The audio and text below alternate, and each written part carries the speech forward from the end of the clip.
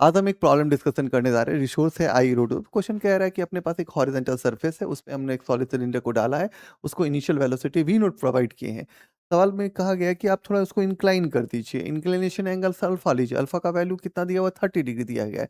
तो आपसे पूछा जा रहा है find the maximum value of velocity V naught which still permits the cylinder to roll into the incline plane. तो ये कह रहा है कि आपको इंक्लाइन प्लेन पे चलाना है उसको। उसके लिए आप कितना मैक्सिमम स्पीड सेटअप कर रहे हैं वो बता दो। दूसरी बात है कि उसको जंप नहीं होने देना है एज से, ये ध्यान रखना है। तो ऐसे क्वेश्चंस को जब आप हैंडल करो ना, तो थोड़ा-सा पॉज़ हो, पीछे का एक बार बैकग्राउंड देखो। यदि सोचो सिलेंडर इस पोज़ीशन पे है अभी, तो इसका सेंटर ऑफ मास कहाँ पे है? C1 पे है। अब ये सिलेंडर ऐसे करके रोल किया, तो ये जो एज होता है, वो एक पिवोट की तरह काम करता है। ठीक है? दूसरी बात है कि जब एज पे आप आते हो, तो सेंटर ऑफ मास का पोज़ीशंस आप बदलते हुए देख रहे हो। तो यहाँ पे एक देखो कि आप सर्कुलर आर्क देख रहे हो। एज़्यूम कर रहे हैं कि ये एंगल हमारा कितना है? थीटा है, ठीक है?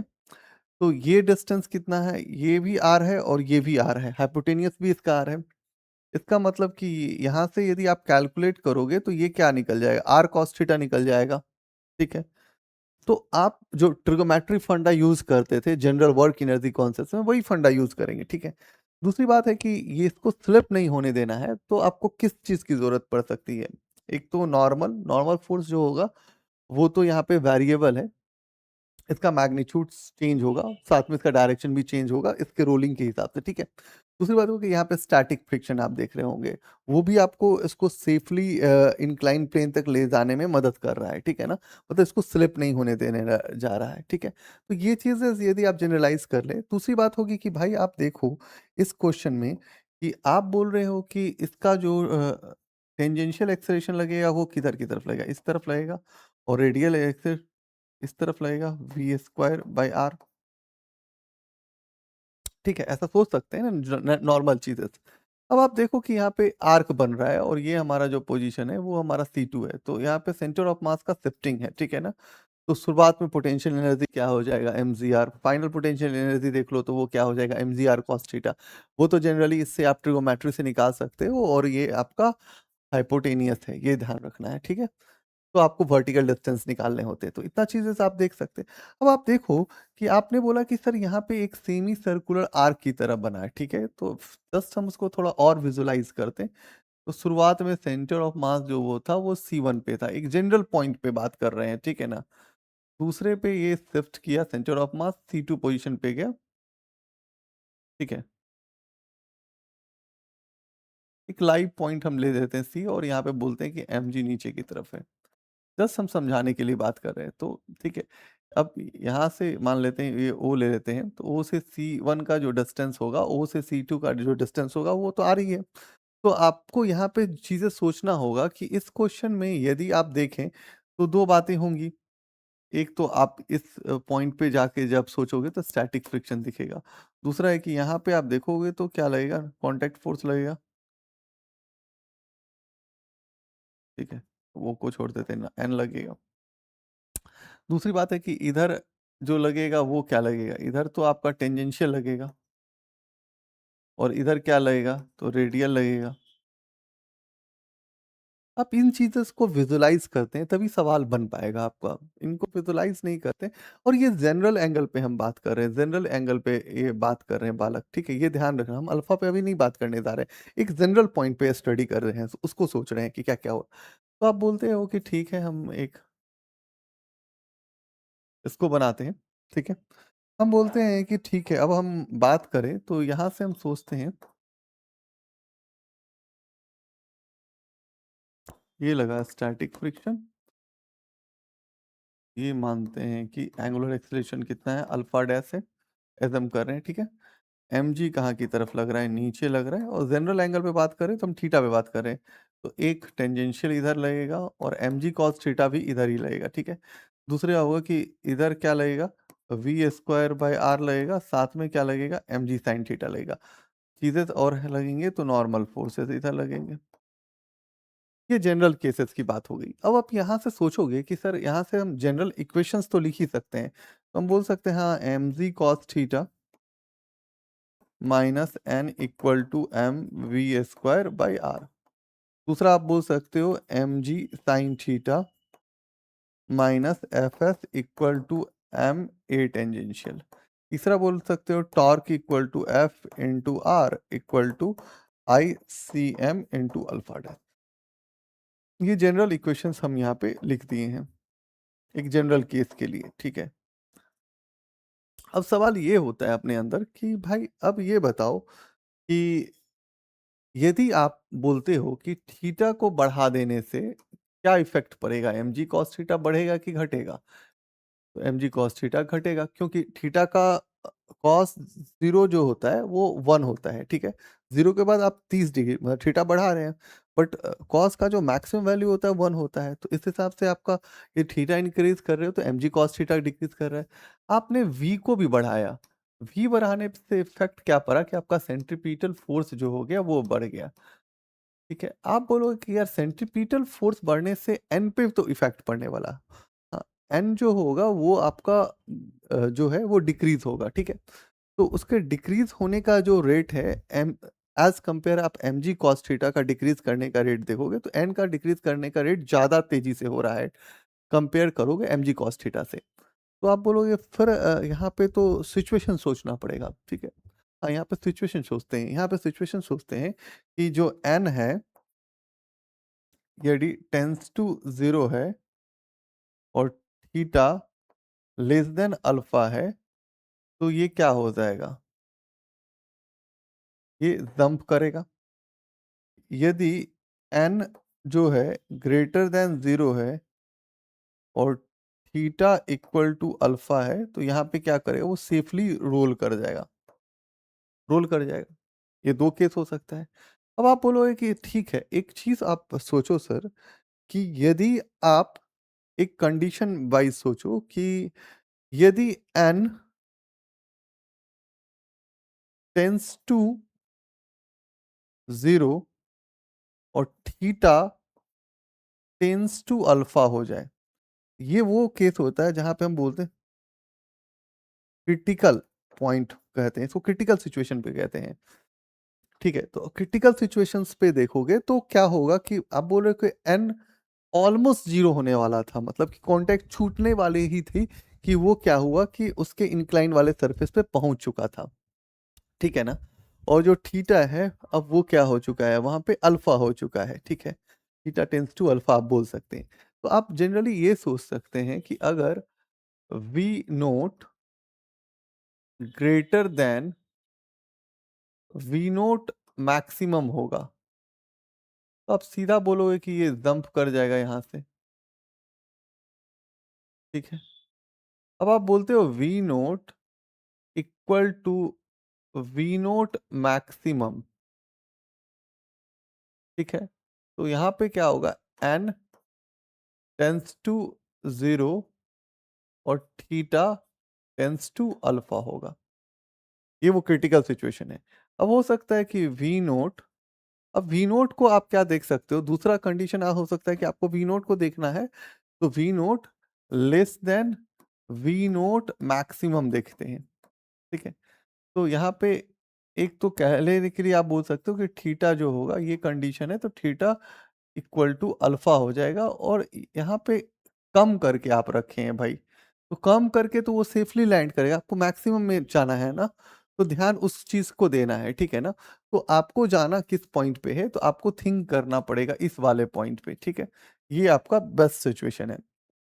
जब आप लिमिटिंग फ्रिक्शन पढ़ते हो तो आप क्या बोलते हैं, जस्ट ब्लॉक स्लाइड करने के कंडीशन पे आए, तो यहाँ पे भी वो क्रिटिकल सिचुएशन ये कहता है कि जस्ट एन जीरो होने वाला था कि वो जो सिलेंडर है वो इंक्लाइन प्लेन के सरफेस पे आ चुका है, अब वो आराम से रोल करेगा, ठीक है। तो अभी आप इस सिचुएशंस को देखो कि ये क्रिटिकल सिचुएशन है। अब आप ये बोलते हैं कि आपका जो एम जी कॉस थीटा था अब तो अल्फा हो गया, इक्वल टू क्या हो गया, अब आप बोलते हो इस क्रिटिकल सिचुएशन पे जाते हो तो क्रिटिकल से पहले तो आपकी वेलोसिटी क्या थी, v थी। अब v से वेलोसिटी का जो चेंज आप देखेंगे इंक्लाइन प्लेन पे जब आ चुके हैं तब आपकी वेलोसिटी क्या हो गई, v2 हो गई, ठीक है ना, ठीक है।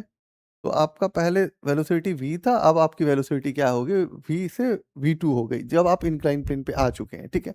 अब आप सोचिए mg cos alpha equal to क्या हो जाएगा? m v two square by क्या हो जाएगा? r। तो अब आप m को काट दीजिए तो z r cos alpha equal to क्या हो जाएगा? v two square. अब आप आते हैं कि आप बोलते हैं कि एक चीज बताओ, work done by normal force कितना होगा? कांटेक्ट पॉइंट के हिसाब से देखोगे तो जीरो हो जाएगा।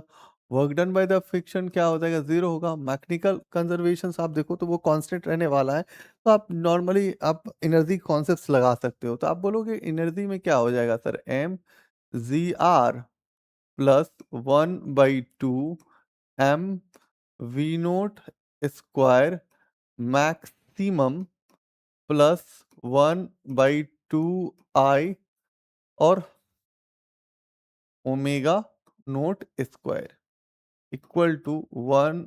फिर हो जाएगा क्या? एम, अब तो आप पता है ना कि वो M G R cos theta हो जाएगा। हाइपोटेनियस से निकालोगे आप, हाइपोटेनियस आर था तो आर कॉस थीटा हो जाएगा, plus 1/2 M V two square plus 1/2 I omega square. अब आप बोलोगे कि ये एम जी आर तो ठीक है, plus 1/2 M V naught square maximum plus 1/2 into 1/2 M R square और यहाँ हो जाएगा V naught maximum by R और इसका होल स्क्वायर इक्वल टू क्या हो जाएगा? M G R cos theta plus 1/2 M V two square plus 1/2 into 1/2 M R square और यहाँ हो जाएगा वी टू बाय आर और इसका होल स्क्वायर। ठीक है, तो आप लिखोगे क्या? यहाँ लिखोगे एम जी आर प्लस 3, इसको ब्रेक डाउन करोगे, सबको काटोगे तो ये 3/4 M V square naught maximum हो जाएगा। ठीक है, आर से आर कट जाएगा, कैलकुलेट करना बाबा। ठीक है, हम डायरेक्ट लिख रहे हैं M G R cos theta plus 3/4 M V two का होल स्क्वायर। ठीक है, अब आपने वी टू का होल स्क्वायर क्या निकाले थे? G R cos theta alpha. ठीक है, ठीक है ना? हाँ, यहाँ पे देखिए अल्फा के टर्म में निकालते हैं। हाँ, हमने एक चीज़ गौर करने यहाँ पे बोला था भाई, वो देखना, यहाँ जो थीटा आप ले रहे हैं ना, ये एक्चुअली बेसिकली थीटा नहीं होगा, क्योंकि आपने बोला था कि थीटा टेंड्स टू अल्फा बना दिया था ना, तो ये जो एंगल हो जाएगा, ये क्या हो जाएगा? अल्फा हो जाएगा। ठीक है? ध्यान रखना है अपने को। तो थीटा टेंड्स टू अल्फा हो जाएगा, तो इसको ध्यान रखना है, ये अल्फा हो जाएगा। ठीक है? क्योंकि वो चीज़ें दिमाग में आपको रखना पड़ेगा। और यहाँ पे अल्फ़ा के टर्म में निकाले हैं, जस्ट आप देख लो calculations, Z R cos alpha है ना? तो हाँ, ज़ी आर कॉस अल्फ़ा है, ठीक है? ज़ी आर कॉस अल्फ़ा है। तो आप क्या करोगे, अब यहाँ पे डेबिट करोगे, वो ध्यान रखना कि शुरुआत में जनरल पॉइंट के लिए हम वो बोल रहे थे, बट जस्ट आप जब थीटा टेंड्स टू अल्फा हो गया तो फिर यहाँ पे जो एंगल्स आपको लेना है, अल्फा लेना है। ठीक है? बहुत लोग कंफ्यूजन मत क्रिएट करना, आप देखना कि यार ये आर है, ठीक है, ये आर है, फिर ये ऐसे गया है, फिर आर्क बना है, तो ये C1 है, ये C2 है, ये एंगल अल्फा हो गया। जस्ट इसको कैलकुलेट करोगे तो फिर आप निकाल सकते हो ना, ये क्या निकलेगा? R cos alpha. ये कैलकुलेशंस बाय चांस आप फ्रेमवर्क कर लेना। ठीक है? चलो, तो अभी हम कहते हैं कि 3/4 M V naught square maximum equal to M G R cos alpha plus 3/4 M और वी स्क्वायर की जगह क्या लिखेंगे भाई? G R cos alpha. ठीक है, कॉस अल्फा लेते हैं। ठीक है, तो सुंदर से लिख दो यार, कॉस अल्फा। ठीक है, चलो, अब आप लिखोगे कि सर यहाँ पे M G R minus M G are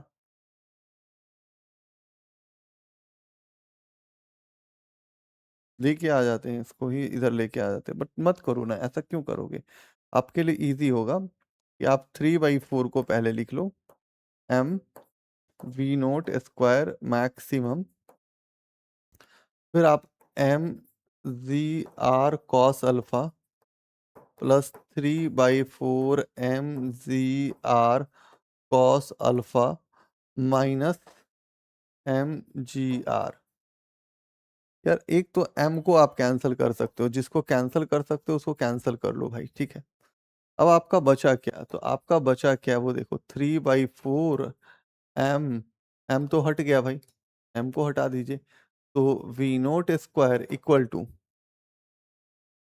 आप देखो कि यहाँ पे 4 है ना, तो आप 4 एलसीएम ले लो भाई, 4 एलसीएम लो तो ये क्या बचेगा, 4 G R cos alpha plus 3 G R cos alpha minus 4 G R.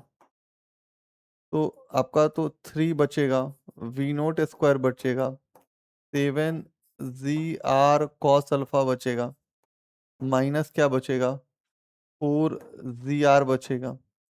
तो 3 वी नोट स्क्वायर, 4 वाला टर्म कट जाएगा भाई, तो जी आर बचा ये 7 कॉस अल्फा माइनस 4 बचा, ठीक है? तो V naught square equal to क्या होगा, जी आर/3 7 cos alpha minus 4।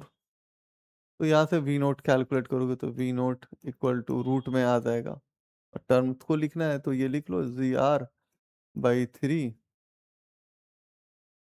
7 cos alpha minus 4। और तो कुछ नहीं बचेगा ना, और कुछ नहीं बचेगा भाई, ठीक है?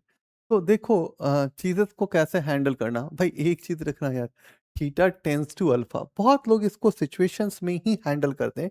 ये पहले ही बहुत लोग हैंडल करने में जाते हैं कि जैसे ही ये इंक्लाइन प्लेन पे पहुँचता है तो वहाँ पे एंगल अल्फा ले लेते हैं। बट हमने थोड़ा बदलाव किया, हम जनरल एंगल से लेके चले हैं, और जनरल एंगल को बाद में हम बताए हैं कि ठीक है, यहाँ पे जनरल एंगल्स को यहाँ पे जब चेंज किए, थीटा टेंड्स टू अल्फा किए हैं, तो फिर यहाँ पे ध्यान यही देखना होगा कि आपको यहाँ पे लेना क्या होगा, आर कॉस अल्फा। जो हम थीटा में लिख रहे थे उसको चेंज करना पड़ेगा आपको। तो वो एक पॉइंट आपको देखना पड़ेगा। जस्ट आपको फिजिक्स से कोर आइडिया देख लो कि इन केसेस के वैलिडिटीज को चेक करने पड़ते हैं, ठीक है? बहुत लोग सिंपली इंक्लाइन पे आते हैं और एंगल अल्फा पे लेकर के काम करते हैं, वो भी एक तरीका होता है।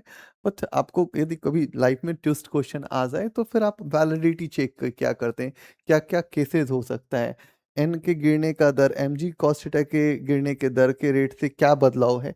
तो ये सब चीज़ें यदि आप हैंडल कर रहे हैं, तो आप समझिए कोर फिज़िक्स में जाके के डूब करके पढ़ रहे हैं। एक बार आपका कोर मज़बूत हो गया ना, तो फिर चीज़ें आसान हो जाएँगी। तो आज के लिए बहुत-बहुत धन्यवाद।